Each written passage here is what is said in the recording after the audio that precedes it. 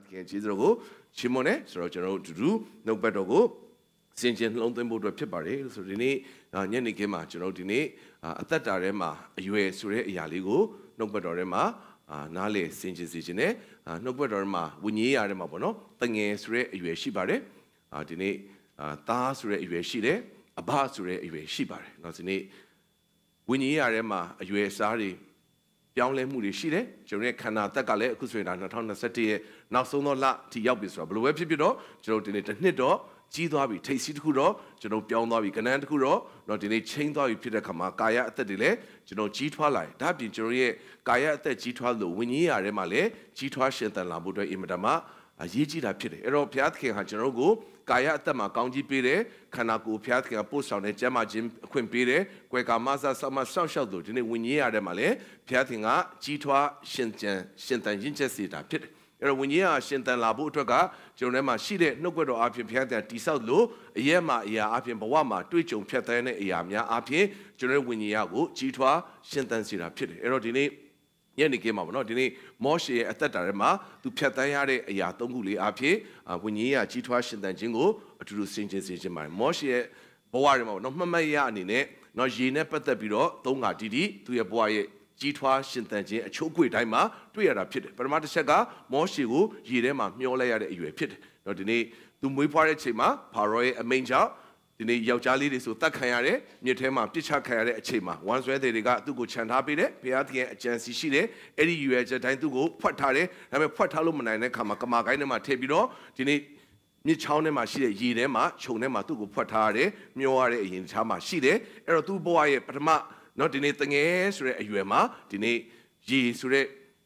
မြစ်ချောင်းထဲမှာမျောရတဲ့အဆင့်ကိုဖြတ်သန်းရတယ်နောက်တစ်ဖက်သူ့ရဲ့ဘဝမှာနောက်ထပ်သားဆိုတဲ့အရွယ်ရင့်ကျက်လာတဲ့ခါမှာရေနဲ့ပဲပတ်သက်ပြီးတော့ထပ်မမီကြုံတွေ့ရတာဖြစ်တယ်သူအီဂျစ်ကနေထွက်ပြေးသွားတဲ့အချိန်မှာတော့ဒီနေ့ရေသရောတို့ရှိတဲ့နေရာကိုရောက်တဲ့ခါမှာရေသရောသမီးတွေကလာပြီးတော့ရေခတ်တယ်ရေခတ်ပြီးတော့ trace center ကိုရေတိုက်ဖို့အတွက်ပြင်ဆင်တဲ့ခါမှာတခြားသိုးဒိန်းတွေက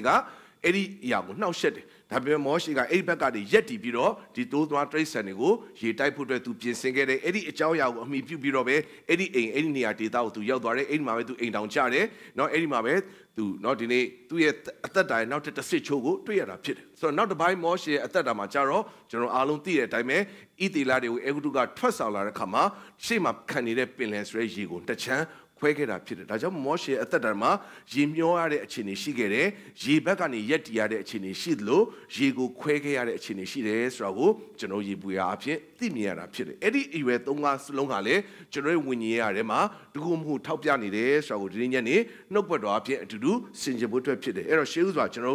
်ထွတ်မြောက်အကျမ်းအခန်းကြီး2အငယ်3ကိုအတူတူသွားရအောင်ထွတ်မြောက်အကျမ်းအခန်းကြီး2အငယ်3အဲ့တော့မောရှေအသက်တာမှာဒီရေဆိုတဲ့သုံးခါကိုဖြတ်တန်းခြင်းတွေကနေကျွန်တော်ရဲ့ဝိညာဉ်ရဲ့အသက်တာထဲမှာလေဒီနေ့တိဆောက်စရာစင်ကျင်စရာအကြောင်းတွေရှိတယ်ဆိုတော့ကိုယင်းညနေမှာကျွန်တော်နှုတ်ခွက်တော်အပြင်ဆက်လက်စင်ကျင်ဖို့ရန်အတွက်ဖြစ်ပါတယ်လို့ထွတ်မြောက်ခြင်းအခန်းကြီး2အငယ်3ကိုကျွန်တော်ဖတ်ချင်ပါတယ်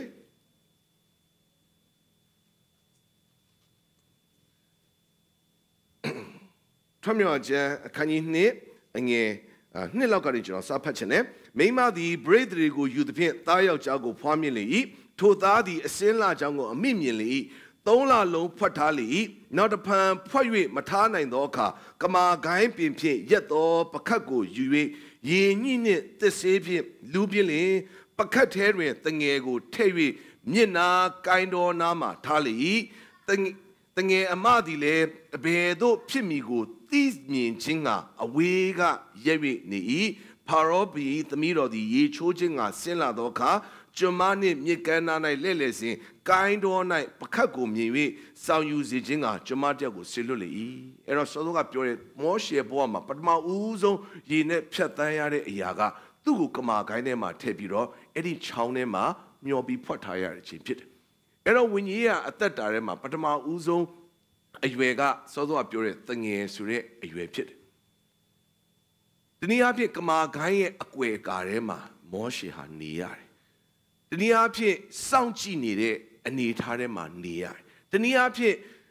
ကွယ်ကာခြင်းလုံခြုံခြင်းပို့ဆောင်ခြင်းဆိုတဲ့အဆင့်ထဲမှာနေရတယ်တခါတည်းမှာကျွန်တော်တို့ကအဲ့ဒီအရွယ်၃ခုကိုဘဝအသက်တာထဲမှာတစ်ဆင့်ပြီးသွားပြီလို့ထင်တယ် ဟာလွန်ခဲ့တဲ့2018တုန်းကတော့ငါကတငယ်အရွယ်ပေါ့အခုငါကတော့နော်ရေခွဲတဲ့အရွယ်ကိုရောက်သွားပြီဟိုးအရင်တုန်းကတော့ငါကနော်ဒီနေ့ချောင်းထဲမှာမျောတဲ့အရွယ်ပေါ့အခုချိန်ကတော့ငါကတော့ရေဘက်ကနေအမှန်တရားဘက်ကနေရက်တီကနေရက်တီတဲ့ဘက်ကိုရောက်သွားပြီလို့တခါတည်းမှာကျွန်တော်တို့ဒီလူအသက်လိုပဲဝိညာဉ်ကအရွယ်အစားကိုလည်းတသက်မှတ်တဲ့သတ်မှတ်လိုက်တယ်အဲ့လူကတော့စောစောပြောလို့လွန်ခဲ့တဲ့10နှစ်လောက်ကအသက်20ရှိမယ်အခုအသက်30ရှိမယ်နောက်10နှစ်မှာအသက်40ပြောင်းသွားမယ်နှစ်ကတော့မငယ်တော့ဒါပေမဲ့ဝိညာဉ်ရေးရာမှာကျတော့တစ်ခါတည်းမှာအဲ့ဒီအသက်အရွယ်အပိုင်းခြားတွေကကျွန်တော်တို့ရဲ့နေ့ရက်စဉ်တိုင်းရွေးချယ်ဆုံးဖြတ်မှုတိဆောက်မှုပေါ်မူတည်ပြီးတော့တုံ့ပြန်ခြင်းဖြစ်လာတချို့ရက်တွေမှာကျွန်တော်တို့ဒီအဘအရွယ်ကနေရင့်ကျက်သောသူအနေနဲ့ကျွန်တော်တို့ဒီအသက်ရှင်သူတချို့ကိစ္စတွေမှာကျွန်တော်တို့ဒီတငယ်ကဲ့သို့အသက်ရှင်တယ်တချို့ကိစ္စတွေမှာတော့ကျွန်တော်တို့ဒီလူပြိုအရွယ်ကဲ့သို့ဝိညာဉ်မှာအသက်ရှင်အဲ့တော့ဝိညာဉ်ရာထဲမှာစောစောပြောသူလှုပ်ရှားမှုတွေရှိတယ်မတည်ငြိမ်မှုတွေရှိတယ်အနေအမြင့်အတက်ကြအပြောင်းလဲတွေရှိတယ်ဆိုတော့ကိုကျွန်တော်ရဲ့အသက်တာတွေမှာသတိထားဖို့အတွက်ဖြစ်တယ်ဒါကြောင့်မို့ဒီတငယ်ဆိုတဲ့အရွယ်မှာမောရှေဟာတစုံတစ်ခုရဲ့အကွယ်ကာထဲမှာရှိနေဖို့အတွက်အင်မတန်မှအရေးကြီးတဲ့အရွယ်ဖြစ်တယ်ကျွန်တော်ကဘာကြောင့်တရားကိုပြောလဲဆိုတခါတည်းမှာကျွန်တော်တို့ကတငယ်အရွယ်ဆိုတော့ငါပြီးသွားပြီဘတော်မှဒီအရာကိုငါပြန်မရောက်တော့ဘူးလို့တထစ်ချဆုံးဖြတ်လိုက်တဲ့အရာရှိဒီအရာကိုကျွန်တော်တို့ဟာကျမ်းစာနဲ့ပတ်သက်ပြီးတော့ဟိုဘက်ဒီဘက်ကျမ်းစာကိုညှင်းဖို့မဟုတ်ကိုယ့်အသက်တာကိုပဲရှင်းရှင်းလေးစင်ပေါ်မှာတင်ပြီးတော့သုံးသပ်ဖို့အတွက်ဖြစ်တယ်အခုဖြတ်တဲ့2021ခုလုံးမှာဝိညာဉ်ရဘိုင်းမှာကျွန်တော်တို့ဒီတစ်ချိန်လုံးရင့်ကျက်သောအဘအရွယ်နဲ့အသက်မရှင်ပါဘူးဒါမညာတဲ့မရှက်တိုင်းကိုယ့်ရဲ့အသက်တာကိုပြန်လဲဆက်စစ်ရင်တချို့ကိစ္စတွေမှာကျွန်တော်ဒီအင်မတန်မှတငယ်ဆန်တဲ့ကလေးဆန်တဲ့အပြုမှုတွေကျွန်တော်ပြုလုပ်ပါတယ်တချို့ကိစ္စတွေမှာတငယ်လိုပဲအထင်ကိုမရှိဘဲနဲ့ကျွန်တော်ရဲ့ဇာတိသဘောကျွန်တော်ရဲ့စိတ်ဆန္ဒတိုင်းအသက်ရှင်တဲ့ຢာတွေအများကြီးရှိပါတယ်တချို့ຢာတွေမှာတော့ကျွန်တော်တို့ဒီအဘအရွယ်ကနေရင့်ကျက်စွာခွင့်လွတ်တဲ့နားလေတဲ့တီးခန့်တဲ့ဖြတ်သန်းတဲ့အရာများလည်းရှိပါတယ်ဒါဒီနှစ်ဆိုတဲ့နှစ်ကာလအပိုင်းခြားလေးကိုပဲကျွန်တော်သုံးသက်တဲ့ခါမှာကျွန်တော်တို့တယောက်တည်းခါပြင်အရွယ်အစားအမျိုးမျိုးနဲ့ပြောင်းလဲအသက်ရှင်တတ်တယ်ဆိုတော့ကိုနားလေသဘောပေါက်တာဖြစ်တယ်။ဒါကြောင့်မို့ဒီနေ့ဒီနေရာမှာတငယ်ဆိုတဲ့အရွယ်မှာတငယ်လိုမျိုးဖြစ်နေရင်အထင်ခွတ်ထဲမှာရှိနေဖို့ကအင်မတန်မှအရေးကြီးတာဖြစ်တယ်။ဆိုလိုချင်တဲ့သဘောကကိုယ့်ရဲ့အသက်တာကိုပြန်လဲဆက်စစ်တဲ့ခါမှာအခုချိန်မှာကိုယ့်ရဲ့အသက်ရှင်မှုကိုယ့်ရဲ့ရွေးချယ်မှုကိုယ့်ရဲ့ဆုံးဖြတ်မှုကိုယ့်ရဲ့တွေးခေါ်မှုဟာတငယ်လိုဖြစ်နေပြီဆိုရင်ကျွန်တော်တို့ဒီသေကြတယ်။ရေထဲမှာမျောရင်မျောသွားလိမ့်မယ်ဒါကြောင့်မောရှေရဲ့အမကကမာကိုင်းကြားထဲမှာထဲပြီးခြုံကိုင်းကြားမှာကြည်နေရတယ်။မျောသွားမှာဆိုလို့အတွက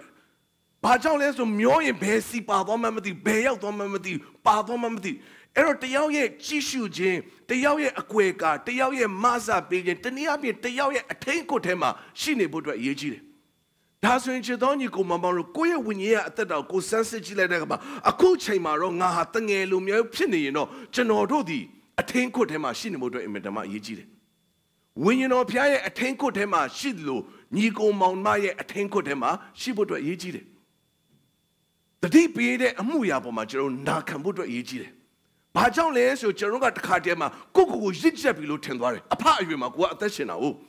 အဲ့တော့နောက်သူများတတိပေးတဲ့အခါမှာကိုဟာတငယ်လို့အသက်ရှင်နေလို့ဘုရားသခင်ကတတိပေးတာဒီနေ့ညီကိုမမအဖြစ်တတိပေးတာဒါပေမဲ့ကိုယ်ထဲမှာဘာဖြစ်လို့ငါကအဖအရွယ်မှာရောက်နေပြီသူကငါ့ကိုဘာဖြစ်လို့လာတတိပေးရတာလ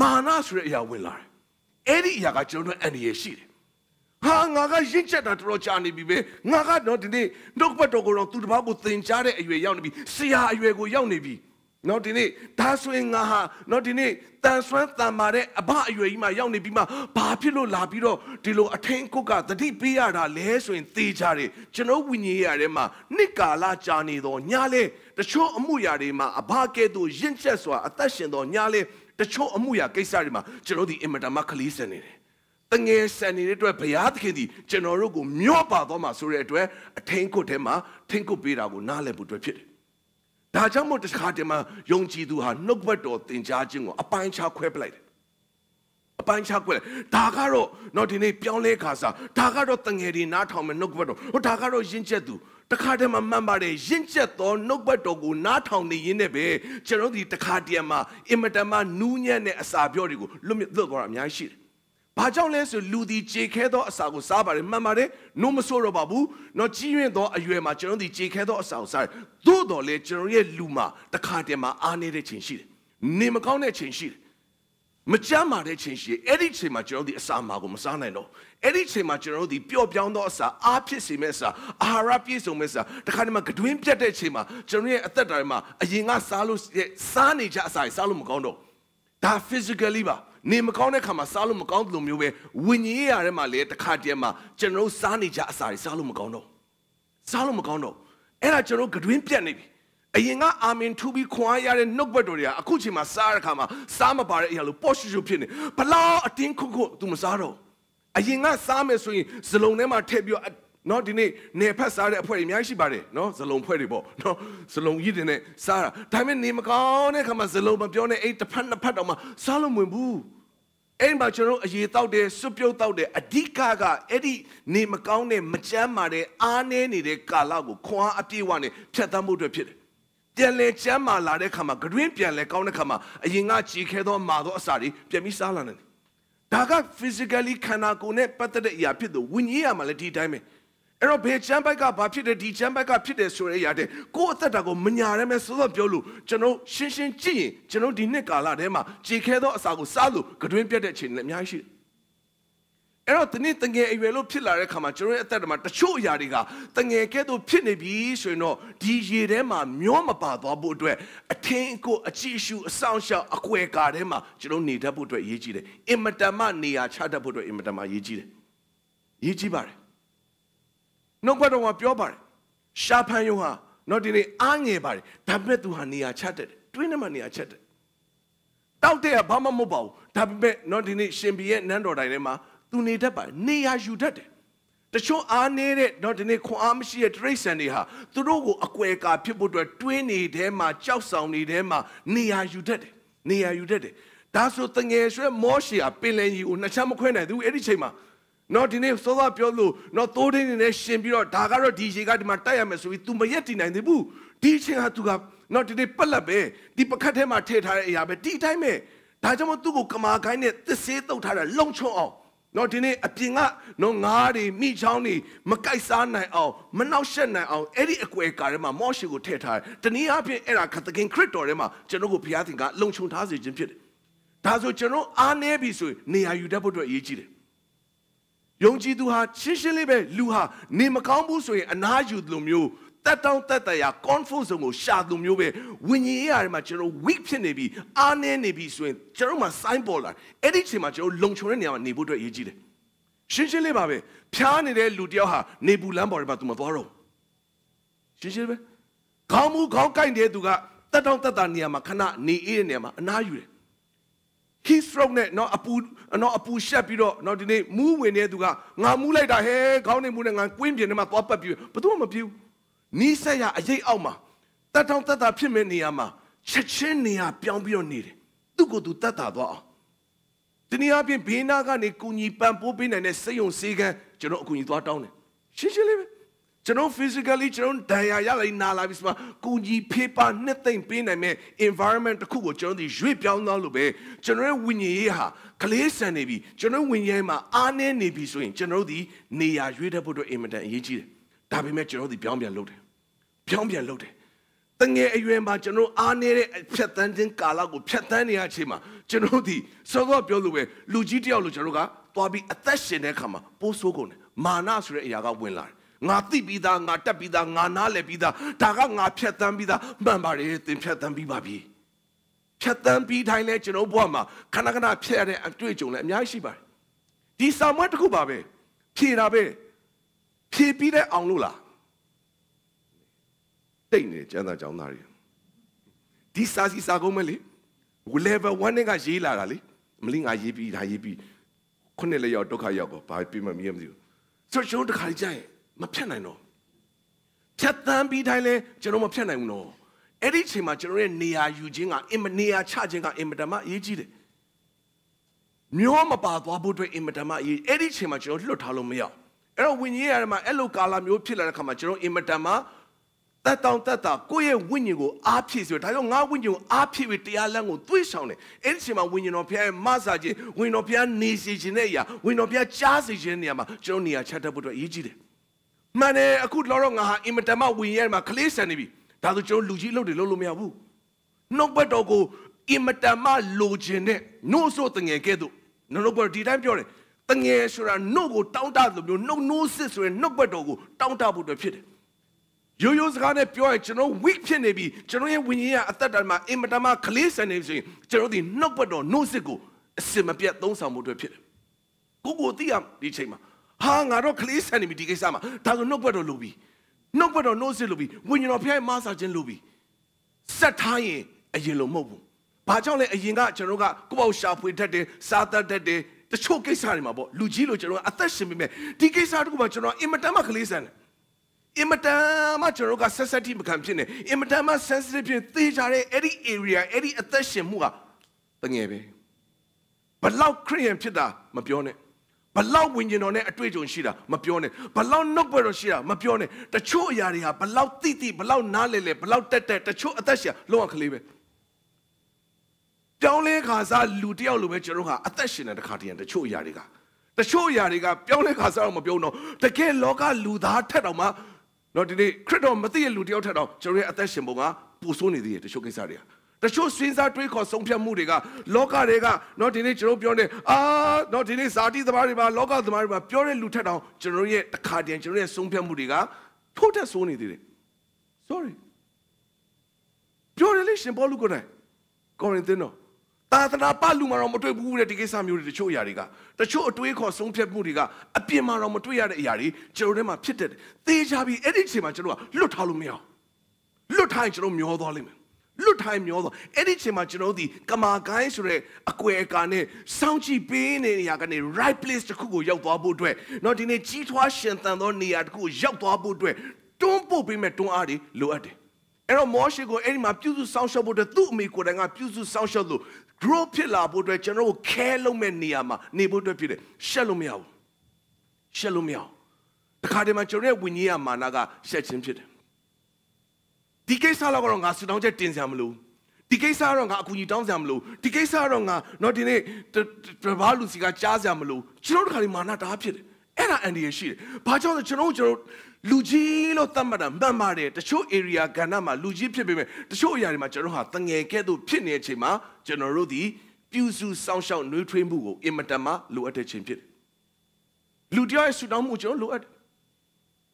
မရှက်ပါနဲ့အဲ့ဒီချိန်မှာလိုအပ်တယ်ခဲဖို့လိုအပ်တယ်ဝမ်းနေနေစိတ်ပြက်နေ depression ဖြစ်နေတယ်အာရုံနေတယ်လိုအပ်ပါတယ်ဒါကြောင့်မို့ကျွန်တော်မှရှေ့ဘုရားသခင်ကဆိုတော့ပြောတဲ့ကမာကိုင်းဆိုတဲ့တော့ဒီနေ့ environment ကိုဘုရားသခင်ဖန်ဆင်းတာအသင်းတော်ဆိုတာအဲ့ဒါပဲဖြစ်တယ်။ဒါကြောင့်မို့ကျွန်တော်ပြောလို့အသင်းတော်ဆိုတာအားလုံးဖြောင့်မတ်တန်ရှင်းပြည့်စုံတဲ့သူကိုပြထားတဲ့ပြခိုင်းမဟုတ်ဘူး။ပြတိုက်ကြီးဆိုတာကျွန်တော် showroom ကြီးအားလုံး brand new car တွေပြတဲ့ showroom ဆိုဘာမှထိခိုက်ရမရှိဘူးလေ။ကျွန်တော်ဒီနေ့တော့ဒီ car showroom နဲ့သွားတဲ့ခါမှာ new model အသစ်ကအကောင့်ကအကောင်းဆုံးရေစေးရတဲ့ polish တင်ရတယ်ဘယ်သူမှလည်းမမောင်းတော့ဘယ်သူမှမစီးရတဲ့တော့ဒီနေ့ zero mileage အဲ့ဒီ showroom တွေကကားတွေမဟုတ်ဘူး garage တွေကတော့ဒီနေ့ record တွေက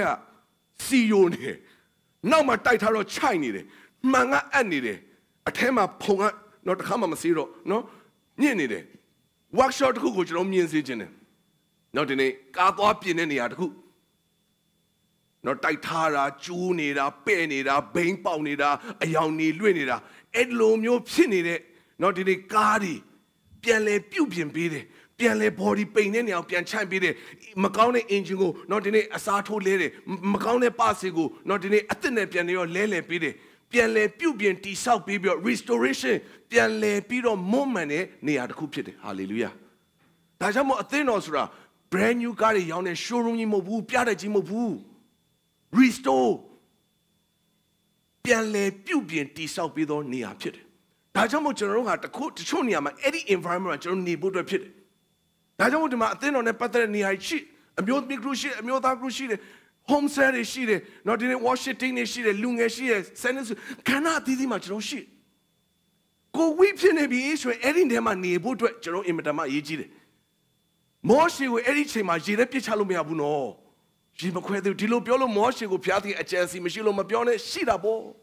့မောရှေအတွက်ဖျားသခင် plan ရှိတယ်အကြံရှိတယ်ဖျားသခင်မရွေးကောက်ဘူးပြောနဲ့ဖျားသခင်ရွေးကောက်ထားတယ်ဖျားသခင်စဉ်းစားထားတယ်ဖျားသခင်အကြံစီဖျားသခင်စီမံကိန်းနဲ့မောရှေရှိတယ်သို့တော်လည်းအဲ့ဒီချိန်မှာမောရှေကိုရေထဲကိုဒီလိုပစ်ချလိုက်လို့မရဘူး ဘာကြောင့်လဲတခြားယောက်ျားလေးတွေအများစုကအဲ့ဒီရေတွေကိုပြစ်ချခံနေရတယ်အဲ့ဒီချိန်မှာဒါဆို तू survive ဖြစ်ဖို့အတွက်ဖျားသခင်အကြံစီဆက်လက်ပြေဝဖို့အတွက်မောရှေသည်အကွယ်ကာတစ်ခုထဲမှာနေဖို့အတွက်အရေးကြီးတယ်ရေမခွဲသေးဘူးဒါကြောင့်မို့ချစ်တော်ညီကိုကျွန်တော်ရဲ့အသက်တာထဲမှာဝိညာဉ်ရာထဲမှာတချို့အမှုရာတွေကကျွန်တော်တို့ဒီတငယ်ကဲ့သို့ဖြစ်နေရင်အကွယ်ကာထဲမှာနေဖို့အတွက်ဖြစ်တယ်ပြောင်းပြန်နေလို့မရအောင်စိတ်ညစ်တယ်တိတတ်မဲ့နေခြင်းနဲ့နေလို့မရအောင်အဲ့ဒါရေထဲမှာမျောသွားလိမ့်မယ်ဝိညာဉ်ရာကမာကိုင်းအကွယ်ကာထဲမှာနေဖို့အတွက်ဖြစ်တယ်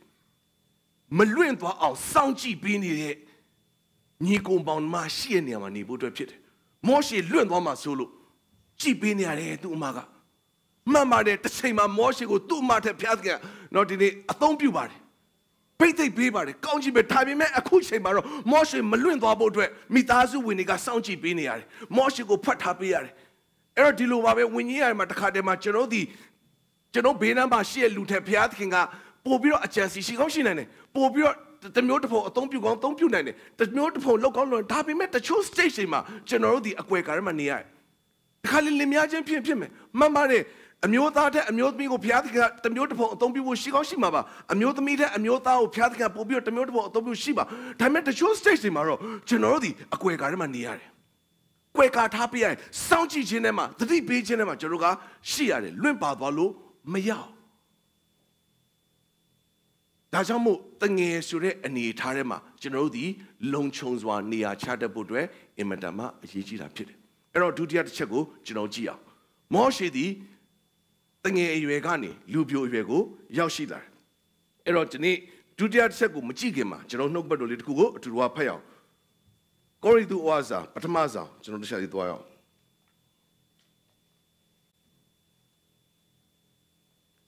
တစ်ကောအခန်းကြီး73အငယ်7ကိုတစ်ချက်လေးဖတ်ချင်ပါတယ်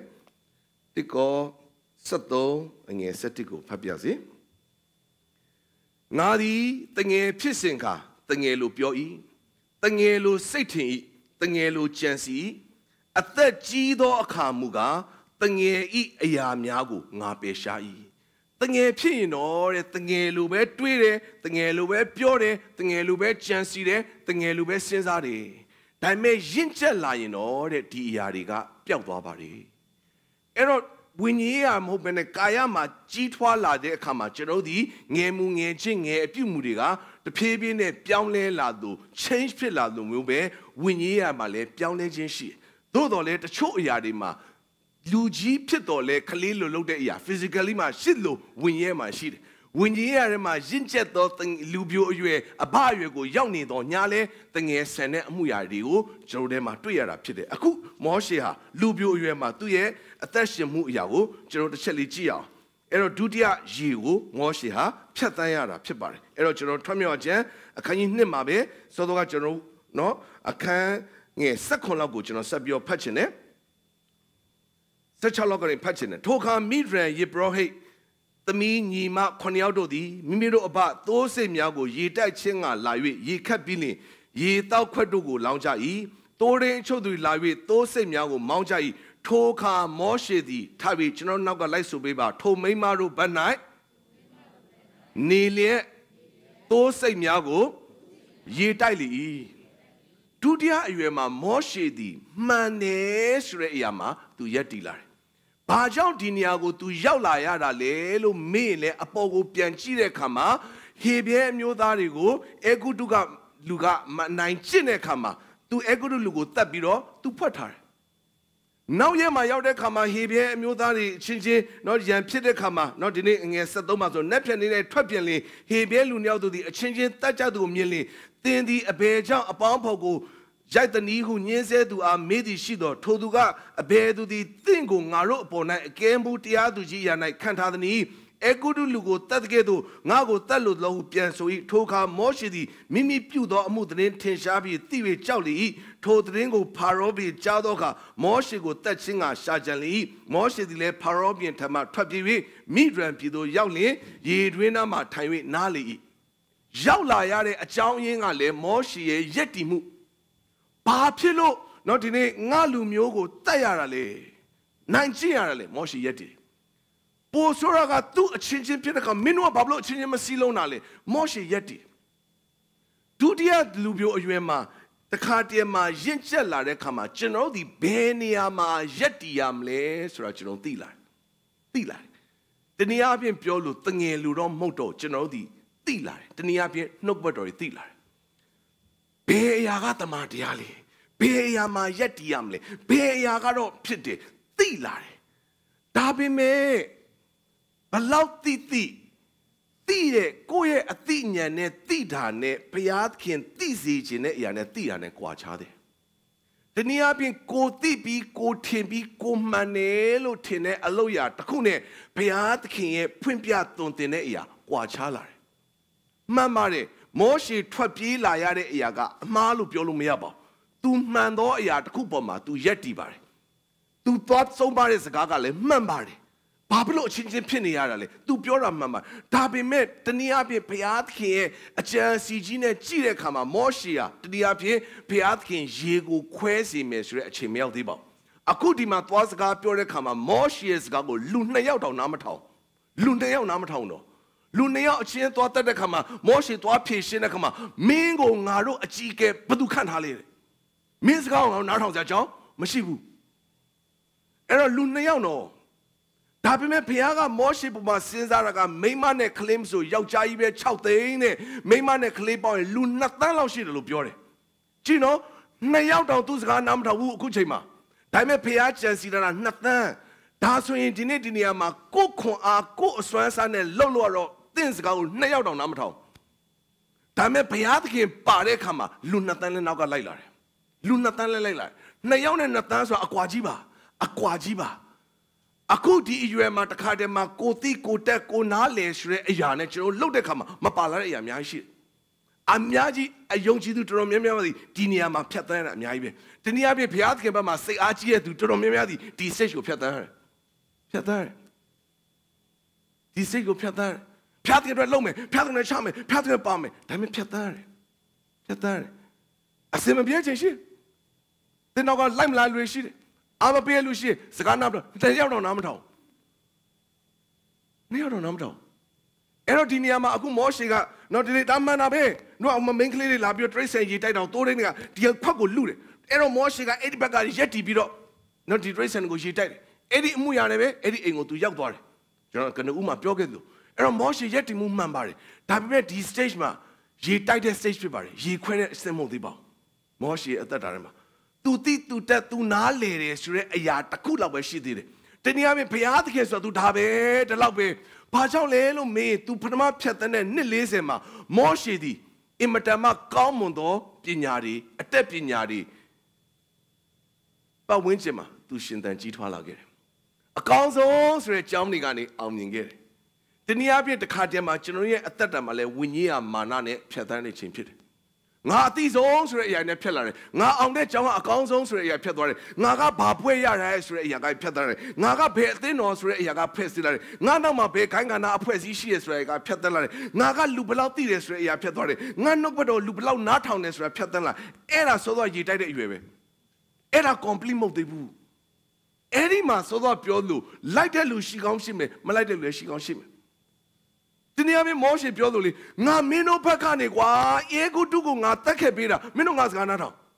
ကြည့်နော်မင်းတို့ငါဒီလောက်အနစ်နာခံတာကွာမင်းငါပြောတဲ့စကားကိုနားထောင်မှာပေါ့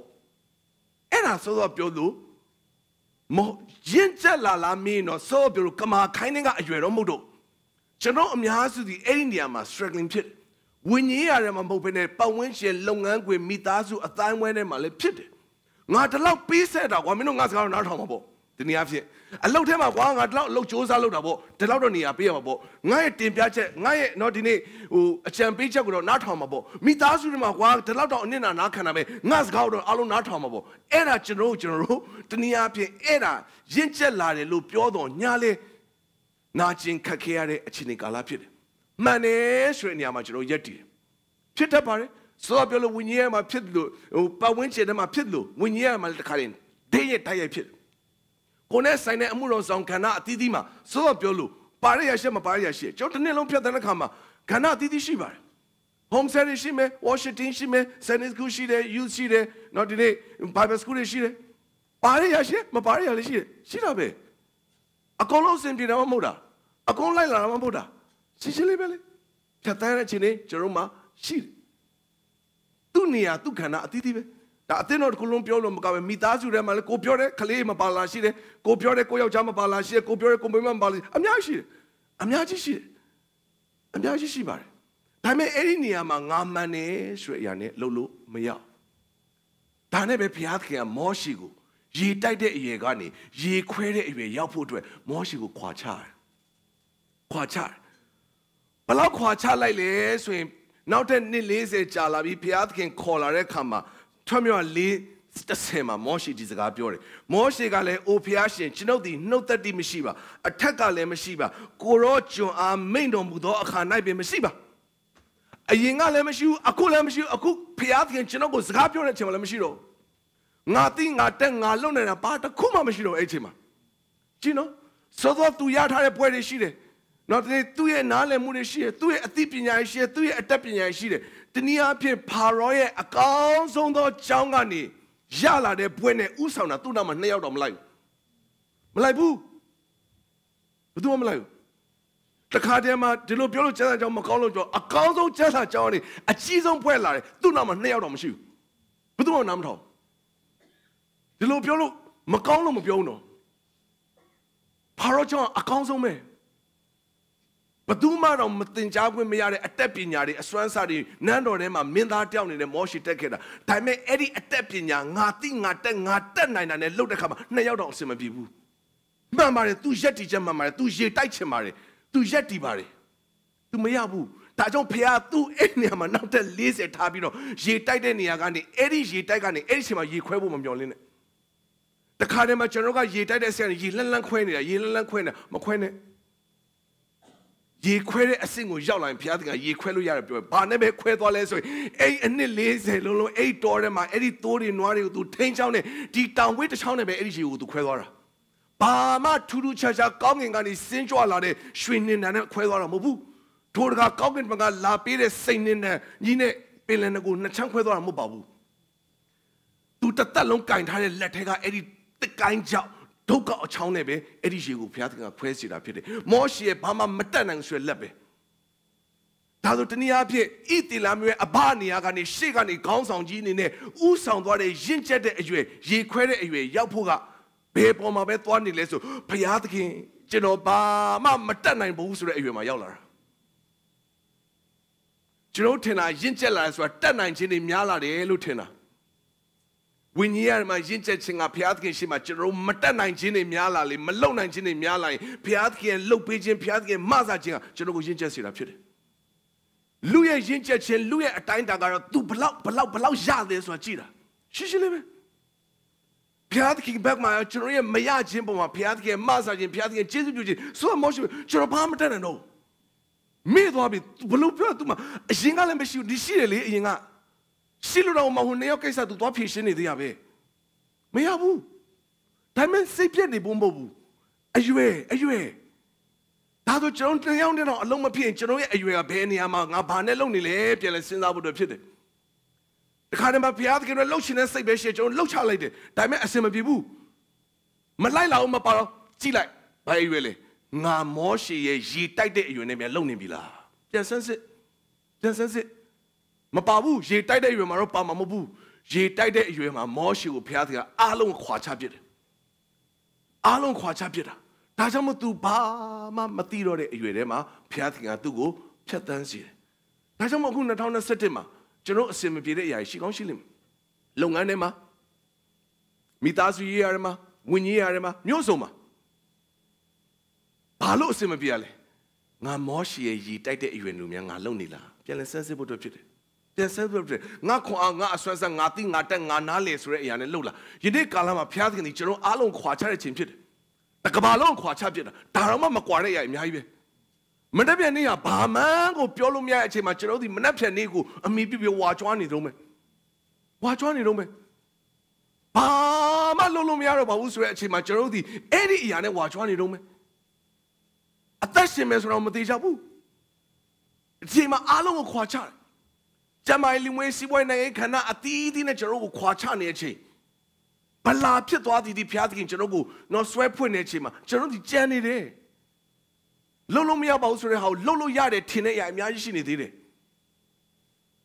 And I don't so up your Moshi, Jitade Yuma, Geno Piatani Jim Chit. The ready on Natana Sen, Natana Satin, Natana Sani, Calendar, Pianwarema Piamu. They are Risau Pianarema Piamu. Piamu. You know, now my calendar at the well, I can't down on me, Natana Satic and Natana Sani, calendar at the Dima Diaries out at the wet Habibi. These are out the Eddie calendar, the Pianwar dying Sodo Piolo, Dilomadwabu. Genoria Sodo up your Piatkin, Piatansi, the process him away, Dwara Pit. Gay. About you, my more she will piating her, she will crazy. Cation Dalijans and pay out. From your jam up today. From your jam, can you silly? And yet to say. Parobin the Chila Doka, Idila, Mura, the Mioji, Egru Sichila Jango Mille, alone Chalai with Tarabia or Hijai, more she go lay Egru Pina, Tinyam Shi Dojan, eat all night, Tizi Jinga, Nadogo Songet Law, Nadogo Ido. Pui Egudu Pima, Beja, Sangeja the knee, Naru the Egudu Luna, a say John Kalia, Shija Bazi, who Egudu Pina, Naru Pioyadwe, Imugo Yisawi Piodi Molo, Naru the Idonai, the Yadite, Egudu Luro Tanai, a say John Kalia, Tavi, County who Sojai, Moshe go Pitimi. A shema pile number Egudu Piedakama, and Nagalu Pitimi. Gino? A cool update and Neamodo. Tao Tay Mau Miaso Remoshe Objectimi. A lot of Piotilla. Pablo Cola le Homa Junkana Council made it. Gino? And now John Piambiro through a Naga Pucone through Pione. Time Moshi. Papiole Masoyene, Nyenguswa Yenija, Tara Piadi, Jene Piado Mudo, Getting Jingu, Jishu Jalo. Jene Miendo, Egudu Ludogo, Notman, Ale, Mamiaja. Era aku Moshe le shema pele miene, and now let you come ego to Lushida miene. Dabime itila amuri mien lumio Moshe akuchema, mamieno. A shema pele, and now my ego to sitaji shini donyale Moshe babiole lumi, Jene pia me getting and Taniapi, Piatkin mechidor. Gino? Tange yue, Lubio yue, aku abayuema. A baywe yaulare Moshia, so that you Pietanago, Pietanalum, you know. Pinle locum, you know. Babemiles or Dine Piatkin, Palo Pimechidor, tu Chidolo Piore, Yaga, tu Minago Piora. Masoy there, neither she's a mar, Moshi Pionibi. Moshi very calm. Eddie Chema. Itilambio Tamau Miazo, Lubao Miazo, Mine, Moshi, and Mien Quadavi. Chidoni Gomaro, we and my Jinche de Chitore Sura. Yongi do Pita Balau Jabin and Tailumiabu. Jans are Balau Thirin and Tailumiabu. Babwede, Bagong do the Basambo, the Ashiri, and now the Machine and Tailumiabu. Then Pin it at Yago Balumi and Levetine. Shisheleve. Jincha Chins of Balumi and Levetine. Matubu. Matubu, Piatkin Lumina, and Mina Channel Lumina, and Matubu, Piatkin Twitter, and Mina Channel Twitter, and Matubu, Matubabu, Aku eat the Latamau Miazo, Lubau Miazo, Mina, and Mina, Moshi Mina, and Matubu. And a winye, my Chitwa, Jincha de Suraga, so that Piolo Shire and Blumile. Aku Natana Senegal in Blumile. Shinaga go Blumile. Preach Ome Yaucho Blumile. Eddie Yabe Quavari, Pelego Minilla, Pelelo Minilla. Damo Piatkin, the Sintade Lalo Mila. Pilegaro, Lama Muda.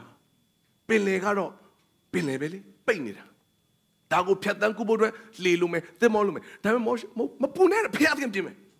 Ero Lamu de Lama Piatkin, a Moshi, Abi Edisi, Queble. Edaji credit you. Jim Yore, your modo. Jim Yore, your modo. Dimensional woman, Jim Yore, your sheet. Ye tight that you are sheet. Ye credit you sheet. Luti out heavy. Will be the D time I got the show yet imagino ye quere, the show yet imagino ye miolue. The show case Amuya imagiroga ye quere, young Gide, the show yard imagino, young G 9 Machu. Tabime, the Niapi ye quen I ne yaula botile piatking abe, Maza Pinse, Tisa, Ginger cigarette. Erachidoni go mamma. ဒီနေ့2021ရဲ့ကုံဆုံးလာတဲ့နေ့ရဲ့ကာလဘိုင်းကိုရောက်လာပါပြီဒီနှစ်မှာကျွန်တော်ဘာနဲ့ဖြတ်သန်းခဲ့လဲကမာခိုင်းထဲမှာပဲလားကမာခိုင်းထဲမှာပဲဆိုလဲကျွန်တော်ကမာခိုင်းထဲမှာနေတတ်ဖို့အတွက်အရေးကြီးတယ်လုံခြုံစွာနေရာချတတ်ဖို့အတွက်အရေးကြီးတယ်ကျွန်တော်ငါထင်တယ်ငါမှန်တယ်ငါလုံနိုင်တယ်ဆိုတဲ့အရာနဲ့ကျွန်တော်ရေတိုက်တဲ့အရွယ်ထဲမှာပဲလားဒါမှမဟုတ်ကျွန်တော်ရေကိုခွဲဖို့အတွက်ဘုရားသခင်ကျွန်တော်ကိုပြင်ဆင်ပြီလားတေချာတော့ဘုရားသခင်ကျွန်တော်ကိုယဉ်ကျေးစုံလင်သောအရွယ်ကိုဖြတ်သန်းသွားလာစေခြင်းတယ်ဖယိုဖျဲလွတ်မသွားတဲ့အရွယ်ထဲမှာကျွန်တော်ကိုရှင်သန်စေခြင်းတယ်တငယ်အရွယ်ဆိုတာဖယိုဖျဲပဲလွင့်သွားနိုင်တယ်ဆက်ဆက်တိမခံဘူးလွင့်ပါသွားနိုင်တယ်ယုံကြည်ခြင်းတော့ဒီနေ့လေပြတ်သွားနိုင်တယ်ပါသွားနိုင်တယ်ရှော့တော့လို့မရအောင်တချို့အရာတွေကကျွန်တော်ရဲ့အသက်တာထဲမှာပါသွားနိုင်တယ်ဘုရားသခင်အကြံစီနဲ့ပြန်ပြီးဆွဲခေါ်လာအောင်တောင်မှကျွန်တော်တို့တစ်ခါကြိုင်မျောပါသွားတဲ့အချိန်ကာလတွေကျွန်တော်တို့မှာအများကြီးရှိအဲ့တော့သတိထားဖို့အတွက်ဖြစ်ပါတယ်ဒါဆိုယနေ့ညနေမှာဒီနှုတ်ဘတ်တော်အဖြစ်ကျွန်တော်မောရှေအသက်တာနဲ့ကျွန်တော်ဆင်ခြင်လာတဲ့အခါမှာကျွန်တော်ရဲ့ဝိညာဉ်ရေးရာထဲမှာဘယ်အရွယ်ကိုကျွန်တော်ဖြတ်သန်းနေလဲဘယ်အရာကိုပြင်ဆင်တည်ဆောက်နေလဲဘယ်အရာပေါ်မှာကျွန်တော်အသက်ရှင်နေလဲနှလုံးသွင်းဆင်ခြင်ဖို့အတွက်ဖြစ်ပါတယ်အားလုံးအတူတူခဏလောက်မတ်တရအောင်ကျမ်းစာနှုတ်ဘတ်တော်ခဏလောက်နှလုံးသွင်းပြန်လဲဆင်ခြင်အောင်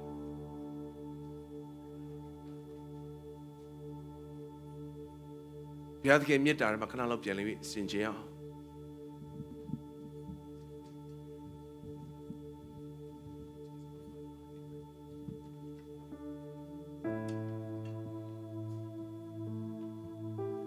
ကာယနှစ်ကာလတွေကိုဘုရားသခင်ကကျွန်တော်ကိုကြီးထွားရည်ချက်စေခြင်းလို့ကျွန်တော်ဝိညာဉ်ရမှာဘုရားသခင်ကကြီးထွားရည်သက်စေခြင်းပါတယ်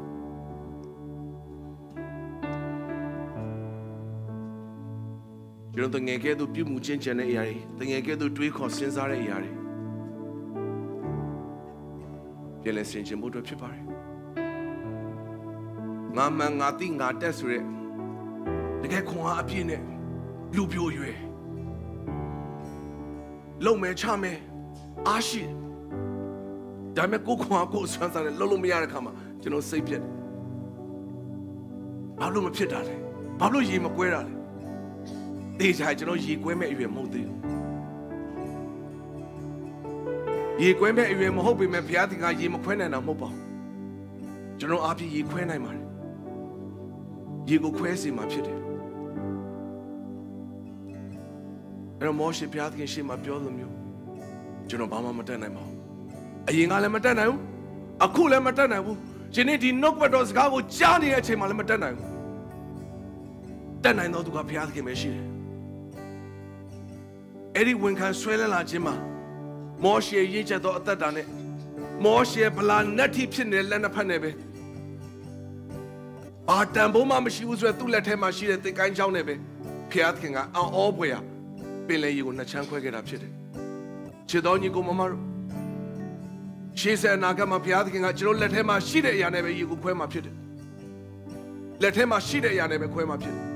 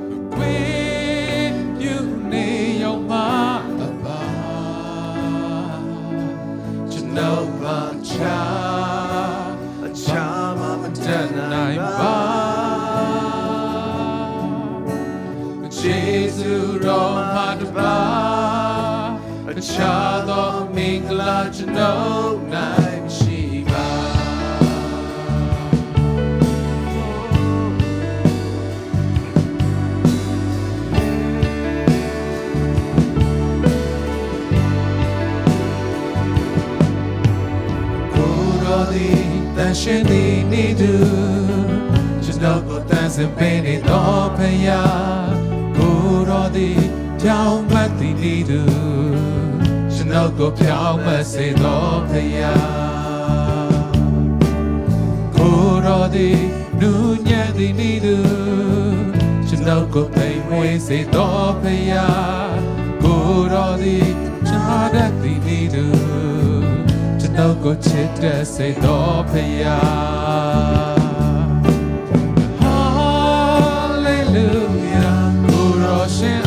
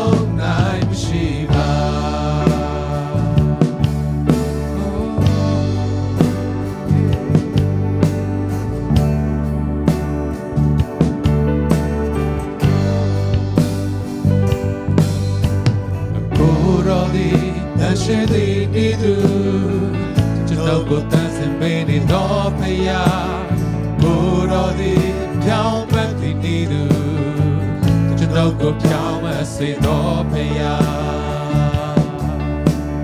go rodi dunya ni do chano go tai moi say no paya go rodi na that ni do chano go chit say no paya hallelujah go roshin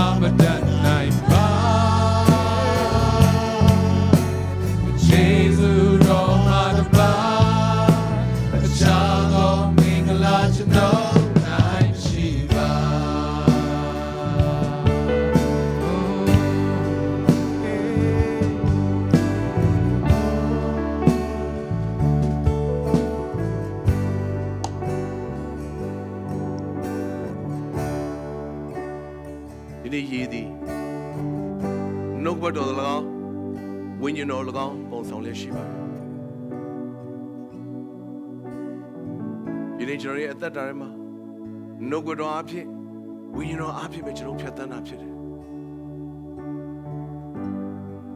Never put that line near him. Generally, yes, I don't do it. And we are all over.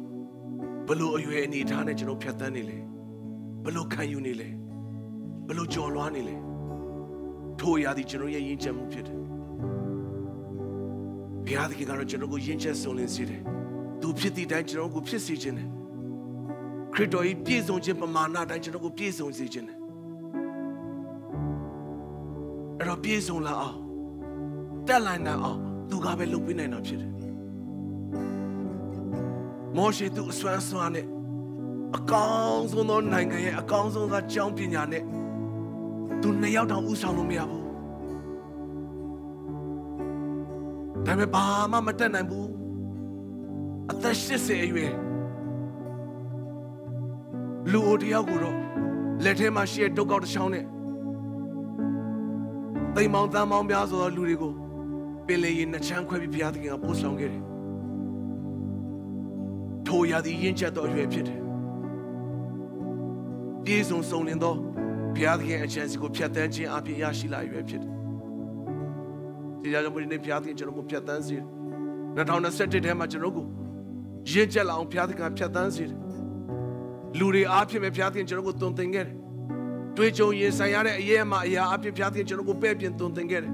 နှုတ်ကပတော်တစ်ခုတည်းမဟုတ်ပတ်ဝန်းကျင်ကလူတွေနဲ့ကျွန်တော်ကိုသင်ခဲ့တယ်ဒါကြောင့်ဘုရားကျွန်တော်ဘလို့မြင်လဲအရှိမပင်လေနောက်မှာအကုတုဖြစ်နေတဲ့အနေထားထဲမှာဣသေလတွေမြင်လို့မောရှေမမြင်ဘူးယနေ့ပြမဲ့ကယ်တင်ခြင်းကြီးစမ်းပါကိုရောဘုရားယေရှုတင်တယ်ယနေ့ကိုရောရင့်ကျက်စုံလင်သောအရွယ်မှာမြင်တဲ့သူကိုရောကိုနေ့ရက်ရှင်တိုင်းမြင်စေပါဘဝနေ့ရက်ဖြတ်တဲ့အရာအားလုံးမှာရင့်ကျက်သောသူကဲ့သို့ကြီးရင်စုံလင်သောအရွယ်ကဲ့သို့ဘုရားသခင်ဖြတ်တဲ့သောခွင့်ပေးပါနေ့ရက်ရှင်တိုင်းပြောဆိုဆုံးဖြတ်တွေးခေါ်တဲ့အကြံစီပြောဆိုစကားတစ်ခွန်းစီတိုင်းဟာရင့်ကျက်စုံလင်သောအရွယ်စားထဲမှာဖြတ်တဲ့သောအသက်တာဖြစ်ဖို့ဘုရားသခင်ယေရှုမာစားပါနှုတ်ဘသူရောက်စေအသက်တော်အသက်ဖြစ်စေပါတပတ်တာလုံးမှာရှင်ကြီးကအရောက်စေအသက်တာပို့ဆောင်ပါမိမိရဲ့သက်ဆိုင်လုပ်ငန်းဆောင်တာကဏ္ဍတီးသွားခေါ်ဖျက်ကွယ်ကခြင်းရှိစေပါမကောင်းသောမိနစ်တော့ရလုံးဖျက်ရှင်ကွယ်ကားပါယောဂဗျာပုံမှန်မျိုးစုံဖျက်ရှင်ကွယ်ကားပါဆိုတဲ့နောက်ရှင်သွေးဆောင်ခြင်းမျိုးစုံဖျက်ရှင်ကွယ်ကားပါလုံခြုံသောအတောင်တော်အောက်မှာဖျက်တဲ့ကွယ်ကားခြင်းမှာရှိစေနေရှိမှနေအားဖြင့်၎င်းညရှိမှလာအားဖြင့်၎င်းရောက်ရှင်ကိုလွှမ်းခြုံကွယ်ကားမဆရမှုပါအလုံးစုံရည်အတွက်ချစ်မွနဲ့နှုတ်ကပတိရောက်ရှင်အတ္တမှာအသက်ဖြစ်စေပြီးအသက်ဆက်လက်စီးစင်းသောအမှုရာတည်ဖြစ်စေပါမိကြောင်းဘုံပိချီမကိုကွယ်လေကယ်တင်ရှင်သခင်ယေရှုခရစ်တော်နာမ၌ဆုတောင်းချီးမွမ်းဆက်ကအနံ့ကြပါ၏ဗျာ